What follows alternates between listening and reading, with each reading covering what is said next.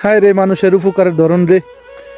আমি যেহেতু একটা মানুষকে হেল্প করব, সাহায্যই করব, যেহেতু আমার দ্বারা একটা মানুষ উপকৃত হয়, কখনো অপকৃত যেন না হয়, সেই ক্ষেত্রে আমি এমন একজন দালালকে ধরলাম যে দালালকে আমি চিনি না, দালালের বাড়িও জানি না।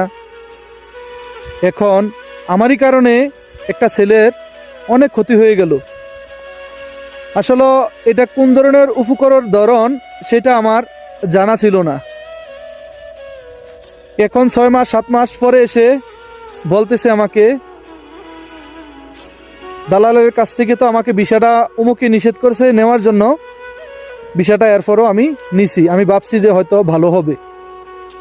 তো আসলে 6 মাস 7 মাস পরে এসে এসব ধরনের কথা বলার কি মানে আছে সেটা আমার জানা নাই। আমি যদি একটা মানুষকে উপকারে যদি না করতে পারি, ক্ষতির মুখে তো ফালানোর কোনো প্রয়োজন নাই। আর আমি যদি উপকারে করতে না পারবো, এ বিষয়ে তো আমার আগানোর কোনো দরকার ছিল না।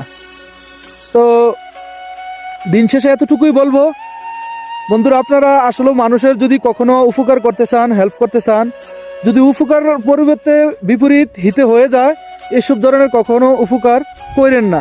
কারণ ওই উপকারটা করতে কি হবে, আপনার বদনাম হয়ে যাবে। তো সুতরাং হয়তো অনেকে চায় এরকম